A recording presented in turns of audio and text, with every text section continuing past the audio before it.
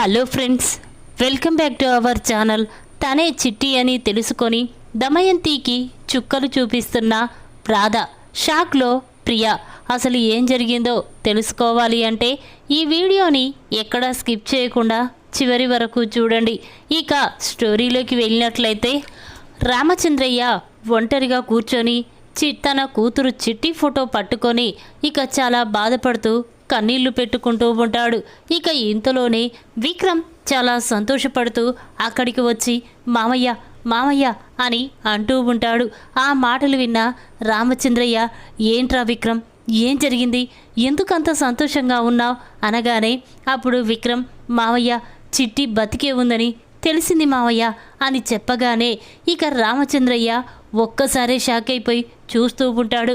ఒరే విక్రమ్, ఏం మాట్లాడుతున్నావు, చిట్టి బ్రతికే ఉందా అనేసరికి అప్పుడు విక్రమ్, అవును మావయ్య, చిట్టిని ఎలాగైనా వెతికి పట్టుకోవాలని అనుకున్నాను. నేను ఒక చోటుకు వెళ్ళి ఇక చిట్టి కోసం ఎంక్వైరీ చేశాను. అక్కడ చిట్టి బ్రతికే ఉందని తెలిసింది. అందుకే ఏదో ఒకరోజు చిట్టిని తీసుకొచ్చి నీ చేతిలో పెడతాను అని విక్రమ్ అనగానే ఆ మాటలు విన్న రామచంద్రయ్య చాలా సంతోషపడుతూ ఉంటాడు. ఇక దమయంతి మాత్రం ఇదేంటి, చిట్టి చనిపోయిందనుకుంటే బ్రతికే ఉందని విక్రమ్కి తెలిసిపోయింది. ఎలా తెలిసింది? చిట్టి బ్రతికే ఉందని బావగారికి తెలిసిపోయిందంటే ఇక ఏదో ఒకరోజు చిట్టిని తీసుకొచ్చి విక్రమ్కిచ్చి పెళ్లి జరిపిస్తాడు. ఇక నా కూతురు ప్రియా పరిస్థితి అలాగే ఉంటుంది. లేదు, ఆ చిట్టి చనిపోయిందని అందరికీ రుజువు చెయ్యాలి. మళ్ళీ బావ సంతోషంగా ఉండకుండా ఆ రూమ్కే పరిమితమైపోయేలా చెయ్యాలి అని దమయంతి అనుకొని వెంటనే తన ఫోన్ తీసి భవానీకి ఫోన్ చేస్తుంది. ఇక దమయంతి నుండి ఫోన్ రావడంతో భవానీ ఫోన్ లిఫ్ట్ చేసి చెప్పమ్మా అనగానే అప్పుడు భవానీ, చూడన్నయ్య, చిట్టి బ్రతికే ఉందని బావగారికి తెలిసిపోయింది. ఇక ఆ విక్రంగాడు తీగ గుంజితే లొంకంతా కదిలినట్టు ఆ యాక్సిడెంట్ మనమే చేపించామని విక్రమ్కి తెలిస్తే మన నిజస్వరూపం బయటపడిపోతుంది. అందుకే నువ్వు చాలా జాగ్రత్తగా ఉండాలి. ఆ లారీ డ్రైవర్ ఎక్కడ ఉన్నా వాణ్ణి బయటికి రాకుండా చెయ్యాలి. ఆ జైల్లో ఉన్న సీనయ్యని పైకి పంపిస్తేనే ఇక రాధ చిట్టి గురించి ఎవరికీ తెలియదు. బావగారు కూడా చిట్టి చనిపోయిందనే నమ్ముతాడు. ఏం చేస్తావో ఏమో, నాకు మాత్రం తెలియదన్నయ్యా. ఆ సీనయ్య మాత్రం ఇంటికి రావద్దు, జైల్లో ఉన్నోడు ఉన్నట్టే పైకి పోవాలి అని దమయంతి అనగానే అప్పుడు భవానీ, అమ్మా దమయంతి, అదంతా నేను చూసుకుంటాను, నువ్వేమీ కంగారు పడకు అని చెప్పి ఫోన్ పెట్టేస్తాడు. ఇక దమయంతి మాత్రం లేదు, ఆ చిట్టి గురించి ఈ ఇంట్లో మాట్లాడకూడదు, ఆ చిట్టిని అందరూ మర్చిపోవాలి అని అనుకుంటూ ఉంటుంది. ఇక ఆ విషయం తెలుసుకున్న రాధ మాత్రం, అంటే గురువుగారికి తన కూతురు అంటే ఎంతో ప్రాణం. అందుకే ప్రతిసారి తన కూతురు ఫోటో పట్టుకొని చాలా బాధపడుతూ ఉంటాడు. తనకు దూరమైపోయి ఇన్ని సంవత్సరాలైనా గురువుగారు మాత్రం తన కూతుర్ని మర్చిపోలేదు అంటే ఇక ఎంత ప్రేమ ఉందో తెలుసుకోవాలి. ఎలాగైనా చిట్టి గురించి ఇంకా చాలా తెలుసుకోవాలి అని చెప్పి ఇక రాధ అనుకుంటూ ఉంటుంది. ఇంతలోనే సునంద అక్కడికి వచ్చి, అమ్మ రాధ, కొంత స్టోర్ రూమ్లో పని ఉంది, మనిద్దరం వెళ్ళి అది చూసుకుందాం పదమ్మా అనగానే అప్పుడు రాధ, సరే అత్తయ్య వెళ్దాం పద అని చెప్పి సునంద రాధ ఇద్దరు కూడా స్టోర్ రూమ్లోకి వెళ్ళి ఇక అవన్నీ సర్దుతూ ఉంటారు.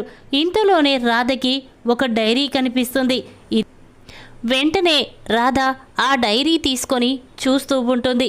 ఇక అది గమనించిన సునంద, అమ్మ రాధ, ఏంటమ్మా ఆ డైరీని అదోలా చూస్తున్నావు, ఏం జరిగింది అనగానే అప్పుడు రాధ, అత్తయ్య ఈ డైరీ ఏంటి ఇంత భద్రంగా దాచిపెట్టారు అనగానే అప్పుడు సునంద, చూడమ్మా, ఆ డైరీ ఎవరిదో కాదు, మా అన్నయ్య రామచంద్రాది. తన కూతురు తన భార్య గురించి ఆ డైరీలో రాసేవాడు. అంతేకాదు మా అన్నయ్య కూతురు చిట్టి కూడా ఆ డైరీలో తనకు దోచింది రాసేది. కానీ మా అన్నయ్య మాత్రం వదిన తన కూతురు దూరమైన దగ్గర నుండి ఆ డైరీ చూస్తూ చాలా బాధపడేవాడు. అందుకే మేము ఆ డైరీ తీసుకొచ్చి ఈ స్టోర్ రూమ్లో పెట్టాము అని సునంద అనగానే అప్పుడు రాధ, అవునా అత్తయ్య, ఒక్కసారి నేను ఈ డైరీ తీసి చదవనా అత్తయ్య అనగానే అప్పుడు సునంద వద్దమ్మా అవసరం లేదు అక్కడ పెట్టేసేయ్ అనేసరికి అప్పుడు రాధ లేదత్తయ్య గురువి గారి మనసు తెలుసుకోవాలి అంటే ఈ డైరీ నేనొక్కసారి చదువుతానత్తయ్య ప్లీజ్ అని బ్రతిమిలాడడంతో ఇక సునంద సరేనమ్మా చదివేసి అక్కడ పెట్టేసిరా నేను వెళ్తున్నాను అని చెప్పి ఇక సునంద అక్కడి నుంచి వెళ్ళిపోతుంది. రాధ మాత్రం డైరీ ఓపెన్ చేసి ఇక అందులో రాసిన మ్యాటర్ మొత్తం చదువుతూ ఉంటుంది. ఇక అది చదువుతూ ఉండగా రాధకు ఏదో లోయలో పడిపోయినట్టు ఇక ఒక చిన్న అబ్బాయి తనని కాపాడుకుంటున్నట్టు ఇక ఏదేదో గతం గుర్తుకు వస్తూ ఉంటుంది. ఇక వెంటనే రాధ ఇదేంటి ఈ డైరీ చదువుతూ ఉంటే నాకేదో గుర్తుకొచ్చినట్టు అనిపిస్తుందేంటి అని చెప్పి ఇక రాధ అనుకుంటూ ఉంటుంది. ఇక ఆ డైరీని పూర్తిగా చదువుతుంది. ఇంతలోనే రాధ కళ్ళు తిరిగి కింద పడిపోతుంది. ఇక కాసేపటి తర్వాత స్పృహలోకి వస్తుంది. వెంటనే లేచి చూస్తుంది. ఇదేంటి ఆ డైరీలో చదివింది నా చిన్నప్పటి జ్ఞాపకాలు నాకు బాగా గుర్తున్నాయి, నేను రాసింది కూడా ఇదే డైరీలో అని రాధ గతం గుర్తుకు తెచ్చుకొని చాలా సంతోషపడుతూ ఉంటుంది. అంటే నన్ను కన్న తండ్రి రామచంద్రయ్య నేను దూరమైపోయానని ఇన్ని రోజులు నన్ను గురించి బాధపడుతున్నాడు. లేదు వెంటనే ఈ విషయం మా నాన్నతో చెప్పాలి, లేకపోతే ఇంకా చాలా బాధపడతాడు అని చెప్పి వెంటనే రాధ ఆ డైరీ తీసుకొని రామచంద్రయ్య గదిలోకి వస్తుంది. ఇక రాధని చూసిన రామచంద్రయ్య ఏంటమ్మా ఇలా వచ్చావేంటి, ఏమైనా మాట్లాడాలా అనగానే అప్పుడు రాధ అవును గురూజీ నీతో కొన్ని ముఖ్యమైన విషయాలు మాట్లాడడం కోసమే ఇక్కడికి వచ్చాను గురూజీ ఇది చూసారా అని రాధ తన చేతిలో ఉన్న డైరీని రామచంద్రయ్యకి చూపిస్తుంది. అది చూసిన రామచంద్రయ్య అమ్మ అది నా ప్రాణమమ్మ, నా కూతురు భార్య, వాళ్ళు ప్రతిరోజు ఏది చేసినా నేను ఆ డైరీలో రాసి భద్రంగా ఉంచుకునేవాణ్ణి. కానీ నా భార్య కూతురు దూరమైనప్పటి నుండి ఆ డైరీ తీసుకువెళ్ళి స్టోర్ రూమ్లో వేశారు. నేను మర్చిపోవాలని సునంద ఆ డైరీని దాచిపెట్టింది. ఇప్పుడు ఎందుకమ్మా ఆ డైరీ తీసావు అని రామచంద్రయ్య అనగానే అప్పుడు రాధ చూడండి ఈ డైరీ చదవడం వల్లనే నాకు కొన్ని నిజాలు తెలిసాయి అని చెప్పగానే రామచంద్రయ్యకి ఏమీ అర్థం కాదు. అమ్మా రాధ ఏంటమ్మా కొన్ని నిజాలు తెలియడమేంటి, ఏం మాట్లాడుతున్నావు అనగానే అప్పుడు రాధ అవును గురూజీ ఈ డైరీ చదవడం వల్లే నా గురించి నిజం తెలిసింది. చూడు ఇన్ని రోజులు నువ్వు నీ కూతురు చనిపోయిందని బాధపడుతున్నావు, కానీ నీ కూతురు చిట్టి చనిపోలేదు గురూజీ, బ్రతికే ఉంది అని చెప్పగానే రామచంద్రయ్య షాక్ అయిపోయి చూస్తూ ఉంటాడు. అమ్మ ఏం మాట్లాడుతున్నావు, నా కూతురు బ్రతికే ఉందని విక్రమ్ చెప్పాడు, కానీ నువ్వు కూడా అలాగే చెప్తున్నావు ఏంటమ్మా అనగానే అప్పుడు రాధ అవునండి ఈ డైరీ చదవడం వల్లే నాకు నిజం తెలిసింది అన్నాను కదా, ఈ డైరీలో రాసింది ఎవరో కాదు నేనే మీకు దూరమైపోయిన మీ కన్న కూతురు చిట్టిని అని చెప్పగానే రామచంద్రయ్య షాక్ అయిపోయి చూస్తూ ఉంటాడు. ఏంటమ్మా ఏం మాట్లాడుతున్నావు నువ్వు అనగానే అప్పుడు రాధ అవును గురూజీ నేను ఎవరో కాదు మీ కన్న కూతురు చిట్టిని, కావాలి అంటే నా దగ్గర ఒక చైన్ లాకెట్ ఉంది, అది తెచ్చి చూపిస్తాను, అప్పుడైనా నిజం నమ్ముతారు కదా అని చెప్పి ఇక రాధ తను తెచ్చుకున్న ఆ సూట్ కేస్ దగ్గరికి వెళ్ళి అందులో ఉన్న ఆ చైన్ తీసుకొచ్చి రామచంద్రయ్యకి చూపిస్తుంది. ఇక ఆ రామచంద్రయ్య చైన్కున్న లాకెట్ ఓపెన్ చేసి చూసేసరికి ఇక ఒక్కసారి షాక్ అవుతాడు.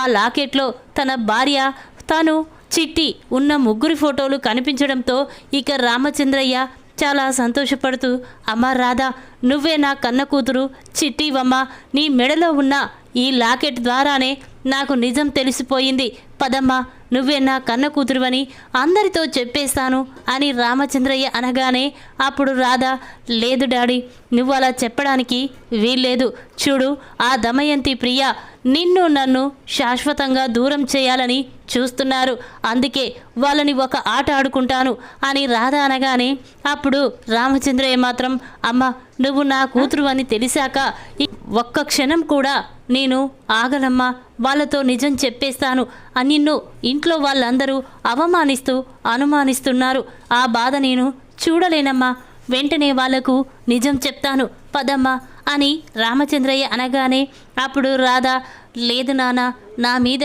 ఏమాత్రం ప్రేమ ఉన్నా ఈ నిజాన్ని కొద్ది రోజులు వాయిదా వేద్దాం.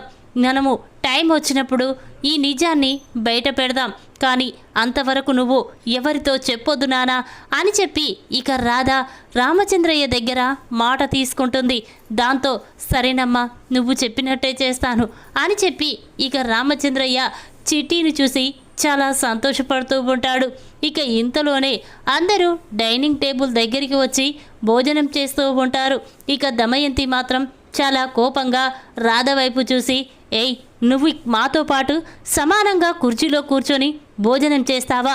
నీ స్థానం ఎక్కడో తెలుసు కదా అని దమయంతి అనగానే ఆ మాటలు విన్న రామచంద్రయ్యకి చాలా కోపం వస్తుంది. చూడు దమయంతి, రాధని ఒక్క మాట అన్నా నేను ఊరుకోను. తను కూడా ఇప్పుడు ఈ ఇంట్లో మనిషే, విక్రమ్ భార్య. అలాంటిది తనని అవమానించొద్దు. మనతో పాటు ఇక్కడే కూర్చొని భోజనం చేస్తుంది. మీకు నచ్చకపోతే మీరే ఇక్కడి నుంచి వెళ్ళిపోండి అని రామచంద్రయ్య అనగానే ఆ మాటలు విన్న దమయంతి ఒక్కసారి షాక్ అయిపోతుంది. ఏంటి బావగారు, ఏం మాట్లాడుతున్నారు? ఒక పని దానికోసం మమ్మల్ని ఇక్కడి నుంచి వెళ్ళిపోమ్మంటారా? అర్థమవుతుంది. అసలు రాధ మీరా, మీరు ఎందుకు అంత ప్రేమ చూపిస్తున్నారో నాకు అర్థం కావడం లేదు. రాధ ఏదో మీ సొంత కూతురైనట్టు అని దమయంతి అనగానే అప్పుడు రామచంద్రయ్య, చూడు, విక్రమ్ నా మేనల్లుడు. మేనల్లుని భార్య నాకు కూతురే అవుతుంది. రాధ కూడా నాకు కూతురితో సమానం. ఇంకొకసారి రాధ విషయంలో మీరు తప్పుగా మాట్లాడాలంటే నేను ఏం చేస్తానో నాకే తెలియదు అని చెప్పి రామచంద్రయ్య ఇక రాధకి భోజనం వడ్డిస్తూ ఉంటాడు. ఇక అది చూసిన అందరూ కూడా స్టన్ అయిపోయి చూస్తూ ఉంటారు. ఇక రాధ మాత్రం దమయంతికి రోజు రోజు చుక్కలు చూపిస్తూ ఉంటుంది. అది చూసిన ప్రియ, ఏంటమ్మా, రాధని బయటికి గెంటేస్తావని నాతో చెప్పావు, కానీ ఆ రాధ మాత్రం రోజు రోజుకి బావకి దగ్గరైపోతుంది. ఇక నాకు నమ్మకం కూడా పోయింది. ఇక ఆ రాధ బావని వదిలేసి వెళ్ళిపోదు, బావతో నా పెళ్ళి జరగదు అని చెప్పి ప్రియ అంటూ ఉంటే అప్పుడు దమయంతి, చూడు ప్రియ, ఆ రాధని ఏదో ఒకరోజు ఖచ్చితంగా ఇంట్లో నుంచి బయటికి గెంటేస్తాను. బావతో నీ పెళ్లి చేస్తాను. నువ్వు సంతోషంగా ఉండడమే నాకు కావాలి అని దమయంతి అనగానే ఇక ప్రియ, లేదమ్మా, ఇక నీ మాటలు నేను నమ్మను. నీ వల్ల కాదని నాకు తెలిసిపోయింది. ఇక నా ప్లాన్ ఏంటో నేను చేసుకుంటాను అని ప్రియ కోపంగా అక్కడి నుంచి వెళ్ళిపోతుంది. ఇక అది చూసిన దమయంతి, ఒసై రాధా, నీ వల్ల నా కూతురు నా మాట కూడా నమ్మడం లేదే, ఇదంతా నీ వల్లే అని దమయంతి అంటుంది. ఇక ఇంతలోనే రాధ హాల్లోకి వస్తుంది. ఇక వెంటనే గురూజీ, అత్తయ్య, మామయ్య అందరూ ఒకసారి ఇలా రండి అని పిలుస్తూ ఉంటుంది. అందరూ కూడా అక్కడికి వస్తారు. ఇక రామచంద్రయ్య మాత్రం, అమ్మా రాధ, ఏంటమ్మా, ఏం జరిగింది అనేసరికి ఇక రాధ, చూడు గురూజీ, ఆ రోజు నీ భార్య నువ్వు అందరూ కలిసి కారులో వెళ్తున్నారు కదా, ఆ రోజు మీరు అనుకోకుండా యాక్సిడెంట్ జరిగిందని అనుకుంటున్నారు. కానీ అది యాక్సిడెంట్ కాదు, కావాలని మిమ్మల్ని చంపాలని ఎవరో చేపించారని నాకు అర్థమవుతుంది అని రాధ అనగానే ఆ మాటలు విన్న దమయంతి ఒక్కసారి స్టన్ అయిపోయి చూస్తూ ఉంటుంది. అప్పుడు రామచంద్రయ్య, అవును రాధా, ఈ విషయం విక్రమ్ కూడా నాతో చెప్పాడు. అది కావాలనే ఎవరో యాక్సిడెంట్ చేశారని విక్రమ్ చెప్పాడు. కానీ దానికి కారణం ఎవరో తెలుసుకొని ఆ సాక్షులని పట్టుకొని జైలు శిక్ష అనుభవించేలా చేస్తాను అని రామచంద్రయ్య అనగానే ఇక దమయంతి కంగారు పడుతూ ఉంటుంది. ఇదేంటి, వీళ్ళకి నిజం తెలిసిపోయిందా? తెలిసే ఇలా మాట్లాడుతున్నారా అని దమయంతి అనుకుంటూ ఇక కంగారు పడుతూ అక్కడి నుంచి వెళ్ళిపోతుంది. అది చూసిన రాధ, చూడు దమయంతి, నువ్వు కావాలనే ఈ యాక్సిడెంట్ చేయించావని నాకు అర్థమవుతుంది. కానీ ఇప్పుడు నీ పేరు చెప్తే ఎవ్వరూ నమ్మరు. అందుకే రోజు రోజు నీకు చుక్కలు చూపిస్తాను అని చెప్పి ఇక రాధ తన మనసులో అనుకుంటూ ఉంటుంది. ఇక అది విన్న సునంద మాత్రం, ఏంటమ్మా, యాక్సిడెంట్ అని నీకెలా తెలుసు, ఎవరు చెప్పారు అనగానే అప్పుడు రాధ, అదే అత్తయ్య, ఆ లారీ డ్రైవర్ని పట్టుకొని విక్రమ్ గారు అడిగారు కదా, ఆ రోజే లారీ డ్రైవర్ నిజం చెప్పాడు. కానీ వాళ్ళు ఎవరో చెప్పమంటే ఇంతవరకు ఆ డ్రైవర్ చెప్పలేదు. కానీ ఏదో ఒక రోజు ఆ డ్రైవర్ చేతనే నిజాన్ని బయట పెట్టిస్తాను, అసలు దొంగలని పట్టుకొని జైలుకు పంపిస్తాను అని రాధ అనుకుంటూ ఉంటుంది. ఇక దమయంతి మాత్రం ఇదేంటి, ఆ రాధ రోజు రోజుకి ఇలా తయారవుతుందేంటి, దాని మాటలు ప్రవర్తన మాట తీరు చూస్తుంటే నిజం తెలిసినట్టే నాకు అనిపిస్తుంది అని దమయంతి అనుకుంటూ ఉంటుంది. ఇంతలోనే విక్రమ్ ఇంటికి వస్తాడు. ఇక విక్రమ్ని చూసిన రామచంద్రయ్య చాలా సంతోషంగా మాట్లాడుతూ ఉంటాడు.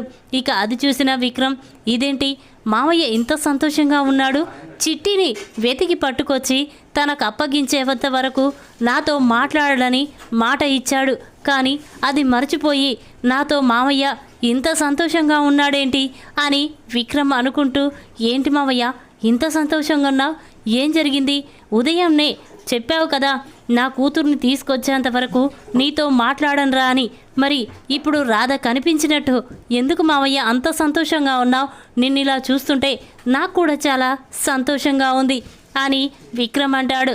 ఆ మాటలు విన్న రామచంద్రయ్య మాత్రం, ఒరే విక్రమ్, నా కూతురు ఎక్కడ ఉందో ఎలా ఉందో నేనే తొందరలోనే తెలుసుకుంటాను. చూడు, నువ్వు నా కూతుర్ని వెతికి తీసుకురావడం నీ వల్ల కాదు, కానీ నా కూతుర్ని నేనే వెతికి తీసుకొచ్చుకొని ఇదిగోరా నా కూతురు చిట్టి అని నీకు అప్పచెప్తాను అని రామచంద్రయ్య అనగానే ఆ మాటలు విన్న విక్రమ్కి ఏమీ అర్థం కాదు. ఇక వెంటనే ఏంటి రాధా, మామయ్య ఇంత సంతోషంగా ఉన్నాడు అనగానే అప్పుడు రాధా, అదంతా నా వల్లే గురూజీ అంత సంతోషంగా ఉన్నాడు అని అంటూ ఉంటే అప్పుడు విక్రమ్, ఏంటి నీ వల్ల, నీకంత సీన్ లేదులే, మామయ్య తన కూతురు చిట్టి ఎక్కడో ఉందని తెలుసుకున్నాడు, అందుకే అంత సంతోషంగా ఉన్నాడు అని విక్రమ్ అంటూ ఉంటే అప్పుడు రాధా, ఏంటి గురుజీ మీరు నా వల్లే సంతోషంగా ఉన్నారు కదా అనగానే అప్పుడు రామచంద్రయ్య, అవునరా విక్రమ్, రాధ వల్లే నేనింత సంతోషంగా ఉన్నాను, నా సంతోషానికి కారణం రాధే, నువ్వు ఉన్నావు, ఎందుకురా ఇన్ని రోజుల నుంచి నా కూతురు దూరమైపోయిందని నేను బాధపడుతున్నా కూడా నా బాధను మీరు ఎవ్వరూ అర్థం చేసుకోలేదు, నిన్న కాక మొన్న వచ్చిన రాధ మాత్రం నా మనసు అర్థం చేసుకుంది, నన్ను సంతోషంగా ఉంచుతుంది, రాధను చూస్తుంటే నా కూతురు చిట్టిని చూసినట్టే నాకు అనిపిస్తుంది అని చెప్పి ఇక రామచంద్రయ్య అనగానే ఆ మాటలు విన్న విక్రమ్, ఏంటి మావయ్య నువ్వు రాధ ఒక్కటైపోయి నన్ను ఒంటరి వాణ్ణి చేస్తున్నారా అనగానే అప్పుడు రామచంద్రయ్య, లేదురా విక్రమ్, నువ్వు ఎప్పటికీ ఒంటరివాడివి కాదు, నువ్వు నా మేనలుడివి, నువ్వు బాధపడితే నేను చూడలేను, ఎప్పుడు మనమిద్దరం ఫ్రెండ్సేరా అని రామచంద్రయ్య అంటూ ఉంటాడు. ఈ విధంగా తనే రాధ అని తెలుసుకొని దమయంతికి చుక్కలు చూపిస్తున్న రాధ. ఈ వీడియో కనుక మీకు నచ్చినట్టయితే లైక్ చేయండి. మరిన్ని వీడియోల కోసం మా ఛానల్ని తప్పకుండా సబ్స్క్రైబ్ చేసుకోండి. Thanks for watching.